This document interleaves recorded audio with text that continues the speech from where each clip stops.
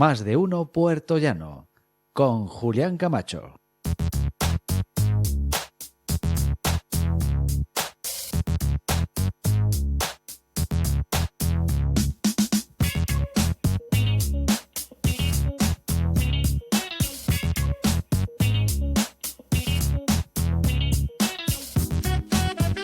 Pues aquí estamos con todos ustedes. Nuestro invitado es un creador sensible, trabajador innato, inteligente, con un bagaje de publicaciones envidiable. Sus narraciones evocan amor, generosidad, lucha, pasión, entrega. Sin duda alguna han averiguado que se trata de don Manuel Juliá Dorado, periodista y escritor. Buenos días. Buenos días, Julián. Encantado de estar contigo. No sabes qué placer tan inmenso el mío poder entrevistar a una persona ya tan importante. Nada. De eso de importante nada. Somos amigos y paisanos y amigos de la infancia, ¿no? Pero a mí me gusta mucho que tú triunfes y estás triunfando, ¿no? Porque además, bueno, vamos a hablar básicamente y fundamentalmente de que nadie diga que no luchaste contra Molinos de Viento, que es tu última novela, ¿no? ¿Cómo y por qué nace esta novela, Manuel? Bueno, yo recuerdas que presenté un proyecto a Mediaset, a Telecinco, que aprobaron, que se llamó España mira la Meca, y tuvo muy buenas audiencias, y entonces pues me plantearon desde la productora que verían con buenos ojos que presentara otro proyecto, ¿no? Y andaba dándole vueltas a ver qué hacía, ¿no? Y como yo me siento más un personaje de la escritura que del mundo audiovisual, o más de la creación que en concreto el desarrollo de un proyecto audiovisual, pues entonces lo que yo más o menos quería presentar era algo que tuviera un componente audiovisual, pero también un componente literario. Que a la vez yo, que voy con que rodo con ellos y tal, fuera escribiendo de esa experiencia que se estaba realizando, ¿no? Y si te digo la verdad, el que me dio la idea de hacer este proyecto, que se llamó Quijotes del siglo XXI, fue Felipe Ferreiro, el de La Venta de la Inés. No me digas, qué curioso, sí. Escribí unos reportajes en el diario El Mundo sobre el Quijote y el campo de Alcudia, el valle de Alcudia, y entonces el primer reportaje se llamaba El último Quijote de la Mancha. Y ahí tuve oportunidad de conocer a fondo a Felipe Ferreiro, ¿no? Y yo mientras hablaba con él y mientras estudiaba su trabajo de defensa de La Venta de la Inés, me di cuenta, este es un Quijote, lucha contra un gigante, lucha contra el deseo de ocultación del valor de esas tierras, de algún que otro terrateniente alrededor, y entonces a través de Felipe me dio la idea y me puse en internet a buscar personas que o bien desde la perspectiva de la justicia o desde la perspectiva de algo muy desagradable que te ha pasado, o desde la perspectiva de un sueño que quieres conseguir, pues personas no famosas, sino normales, aunque al final sí metí a una persona famosa, pues han luchado, han persistido y han intentado esa batalla contra ese gigante, llevarla a cabo, y por ello son un poco quijotescos. Me puse a buscar en internet, me salieron muchísimos, hice una selección de unas 25 personas y entonces preparé mi proyecto. La verdad es que cuando uno lee tu libro ve constantemente evocaciones al Quijote. Y qué importante para un manchego que se acuerde del Quijote. Hombre, el Quijote tiene muchas perspectivas, ¿no? Decía un filósofo francés que en el Quijote cabe todo, ¿no? Y la verdad es que múltiples análisis son los que se pueden hacer sobre el Quijote, y uno encuentra la vida en el Quijote, desde la gastronomía al turismo, a la literatura, a todo, ¿no? Pero yo sí había una perspectiva que me gustó siempre del Quijote, que es el empeño de una persona en conseguir algo. El hecho de que, como digo en la contraportada del libro, el que se levanta por las mañanas y no tiene un empeño que hacer, no tiene algo que hacer, aunque sea echarle agua a una flor. Digo, no lo dices muy claro. ¿De verdad la vida sin un propósito no tiene sentido? ¿Eso lo dices tú?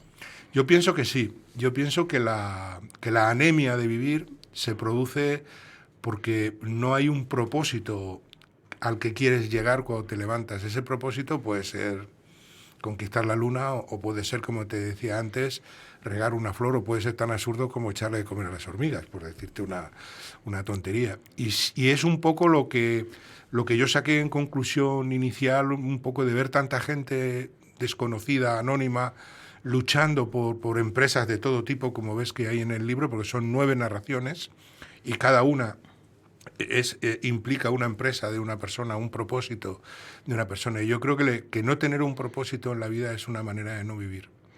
Son 9 historias reales. Exacto. Yo lo que he pretendido es, un poco me he fijado en Truman Capote o Norman Mailer, con A Sangre Fría, que lo que hacen es novelar un hecho real. Entonces lo que yo he intentado es novelar un hecho real, usar los instrumentos de la literatura, de la ficción, no de la ficción, de la literatura en la manera de narrar, y son como 9 pequeñas novelas en donde convierto a estos Quijotes en personajes de una narración, de una historia, de un cuento. Los nombres sí son reales también. Los nombres son reales, su trabajo es real, lo que han hecho es muy real, algunos incluso han salido mucho en televisión, pero la manera de contarlo, por mi parte, es literaria. Entiendo que de esta manera es más fácil que el lector, a la hora de leer, sabiendo que se está hablando de alguien real, haga la literatura más creíble, porque el problema de una narración para mí está en la credibilidad. El problema de la literatura está en la credibilidad. Yo pienso que cualquier obra literaria, un 50% es del que la escribe y otro 50% del que la lee, ¿no? Entonces, si el que la lee no lo ve creíble, por muy bien escrito que esté, por muy... Entonces aquí lo que llevaba ganado era eso, que eran personajes reales y el lector sabe que son personajes reales. Incluso hay unas fotografías en el centro de estos personajes. Sí. Lo que pasa es que a la hora de narrar, pues yo lo que hago es intentar que el lector viaje a su aventura, se meta dentro de su aventura. Por ejemplo, en la primera narración, que habla de un padre... En Perú. En Perú, cuya hija es abducida por una secta, con el peregrino argumento. Claro, es una niña de 16 años, está durante 2 años el gurú de la secta por internet aduciéndole, comiéndole el coco, por decirlo de una manera. Es una historia muy cruda, además, ¿no? Porque la niña además queda embarazada, es maltratada. Efectivamente. Yo confieso que leyéndolo esa historia me ha emocionado, Manuel. Sí, sí. Has llegado a las entrañas del lector. Es una historia en la que yo he intentado meterme dentro de ella, ¿no? O sea, este gurú le dice que se va a acabar el mundo, que él es el príncipe Gurdjieff, que es el maestro del Apocalipsis, y que él va a tener 12 esposas, y con esas 12 esposas van a repoblar el mundo otra vez. La convence a la niña para que cuando cumpla los 18 años le robe a su padre 6.000 euros y se vaya a Perú, ¿no? Entonces el padre lo deja todo y se va a Perú detrás de sacar a la niña, moviliza a los medios de comunicación, consigue traer la niña a casa, que estaba perdida en la selva amazónica con una niña que había tenido del gurú, ¿no? Entonces yo lo que hago es narrar la historia intentando que el lector viaje a Perú, se meta en la selva amazónica. Lo consigues, lo consigues. Esté en la cabeza del padre. Es una historia apasionante. A mí me gusta además cómo defines físicamente a los personajes, ¿no? Cuando hablas de su nariz aguileña o su cara redonda o sus ojos negros, lo describes muy bien, Manuel. Pues creo que lo que pretende o lo que yo pretendo al escribir es trepar por el cerebro del lector. O sea, yo quiero meterme o que mi literatura se meta en el cerebro del lector. Lo intento con los artículos, lo intento con la poesía y lo intento ahora con la narrativa, que es un poco la tarea en la que estoy. Intento que las palabras vayan brotando y vayan golpeando las neuronas del lector para que el lector, sin darse cuenta, se meta en el libro. Lo consigues plenamente, ¿no? Escribir este libro no es fácil, ¿no? Porque imagino que has tenido mucho tiempo de documentación, ¿no? No es nada fácil porque, por ejemplo, te hablo, hay otra narración a mí que me parece maravillosa, que se llama Un paseo por Doñana, que habla de una persona que se llama en concreto Bertán Ceballos, que desde pequeño defiende a los pájaros, se enamora de los pájaros. ¿Y dónde se va a defender a los pájaros? Pues a Doñana, que es donde van todas las especies de pájaros de Europa, y prácticamente consigue salvar está a punto Doñana por desecación, de que mueran multitud de especies, y él consigue salvarlas, ¿no? Entonces, para esto me tuve que documentar en la ciencia de los pájaros muchísimo, y de los aves y de la naturaleza que hay en Doñana, porque si tú no sabes, si Cervantes no sabe de caballeros andantes, si Cervantes no sabe de las novelas de caballería y de qué son los caballeros, no habría podido escribir El Quijote. Sin duda.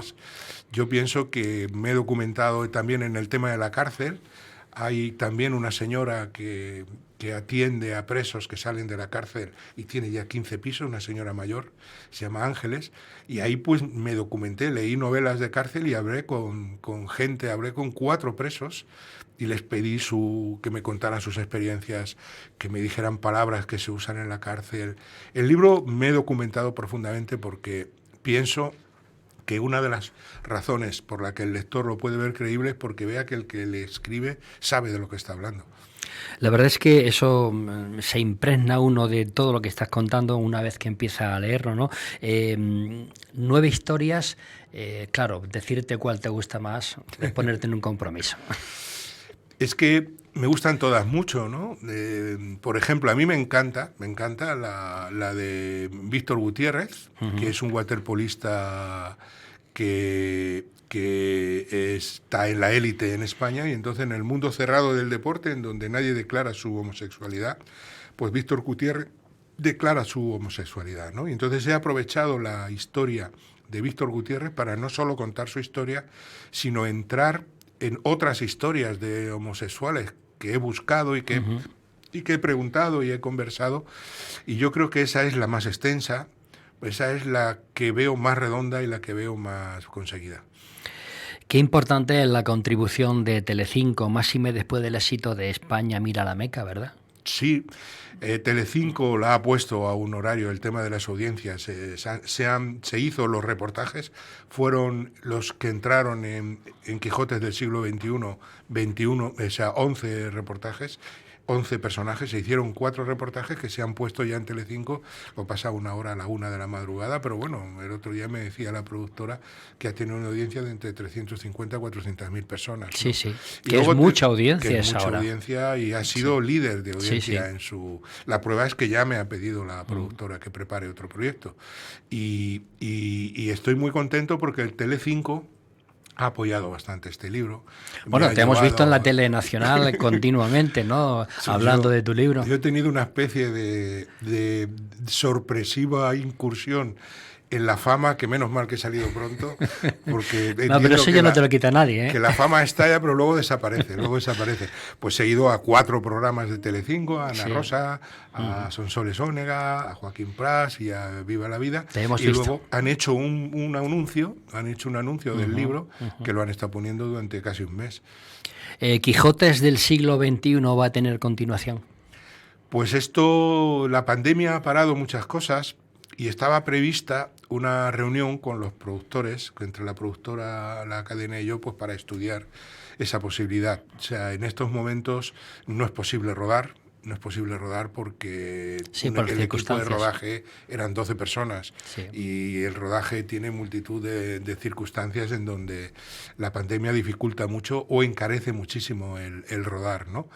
Pero entiendo que está ahí pendiente y entiendo que si la pandemia se nos quita pronto de encima, pues podremos volver a hablarlo, y a mí me gustaría que hubiera una segunda parte, porque te voy a contar un asunto. A mí me llama gente para contarme su vida, porque como me vio en televisión diciendo algo que yo creo profundamente, y es que la gran novela de la existencia está en la vida real. No hay que buscar héroes ni hay que buscar personas con cosas que contar en las grandes películas de Hollywood, ni en las estrellas, ni en nada. O sea, los tienes a tu lado, ¿no? Y entonces mucha gente que tiene historias duras, difíciles, pues ha contactado conmigo, ¿no? Y ha dicho, oye, que me gustaría contarte tu historia para que la escribas y tal. Y yo, bueno, pues estoy haciendo mi archivo con hazañas, con circunstancias de personas. Hay personas que hacen cosas que ni te imaginas por ahí, como por ejemplo Justo Gallego, que hace el hombre él solo una catedral. Me ha impresionado también ese relato, sí, de verdad. Es increíble, sí. Porque él empieza a hacer la catedral solo. Al principio le ayudan los niños del pueblo, luego también a todo Quijote observo que se le termina generando un escudero, termina llegando un escudero. Sí, en este caso Ángel, se llama Ángel, que es su escudero. Sí. Y lo que es apasionante es que luego esa catedral, ese hombre, lo llaman al anuncio de Aquarius, y lo ponen su obra en el anuncio de Aquarius en todo el mundo, y el MoMA de Nueva York hace una exposición fotográfica de esa catedral, y ahí Fíjate está qué la interesante, catedral. sí. Y ahí está la catedral, ¿no? O sea, increíble. Manuel, esta novela es un punto y aparte en comparación con tu anterior etapa. Bueno, yo quiero seguir en la narrativa. O sea, me estoy planteando continuar narrando porque he descubierto que me gusta narrar.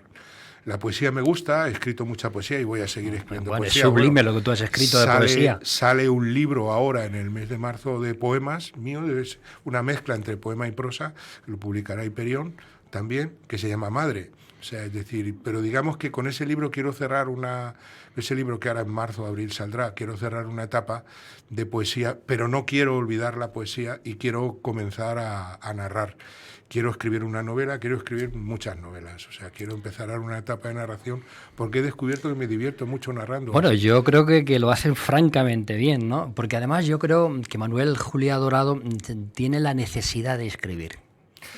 A mí me pregunta mucha gente, bueno, ¿y tú por qué escribes unos a otros? ¿No? Yo suelo decir de broma, digo, bueno, es que es la única manera de que no te corten cuando hablas, ¿no? Porque, ¿sabes? En este país somos expertos en cortarnos, ¿no? Pero a la respuesta que he llegado a esta pregunta es muy sencilla, escribo porque necesito escribir, no hay más. No hay más. Es que es una necesidad argumento del alma, ¿verdad? Es algo en que te sale de muy de dentro, ¿no? Necesito explicarme. O sea, a diferencia de mi gran amigo, que es un perro que se llama Buddy, que no necesita explicarse nada, que lo tiene perfectamente claro y sabe cuándo le toca el paseo, cuándo le toca la comida, cuándo le toca todo. Y yo, como ser humano, necesito explicarme dónde estoy, por qué estoy, qué sentido tiene esto, o sea, qué es el amor, qué es la amistad, qué es muchísimas cosas que como seres humanos pues necesitamos, y la mejor manera no de entenderlas o no de explicarlas, sino la mejor manera de poder acercarte a ellas para mí es escribiendo. ¿Estás posiblemente en una etapa de tu vida en la cual te sientes más realizado que nunca? Estoy en la mejor etapa de mi vida. Por eso te lo digo, por eso. Te lo digo claramente porque a diferencia del pasado, había un porcentaje de mi vida en el que hacía lo que quería y otro porcentaje de mi vida en el que hacía lo que querían los demás.